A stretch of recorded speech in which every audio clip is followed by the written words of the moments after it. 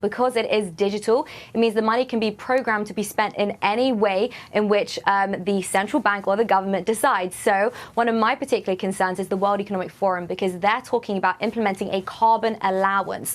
Now, this means each individual will be given a certain amount of, whether it's credit or whatever it is, carbon that they are allowed to emit. And how do they implement that? Through a central bank digital currency. So if I buy too many plane tickets, or if I buy too much meat, because those things are all supposedly very bad for the environment, my money when I go to fill up my car could then be declined. So now they're literally controlling what we can and can't do with our money. It's also important to realize that the money can expire. So during times of economic uncertainty, central banks love to print lots and lots of money, which causes inflation. But we could get to a point where they say, instead of printing money, you have to spend at least 10% of your savings in the next 3 months. If you don't spend that money in the next 3 months, then that money is going to expire.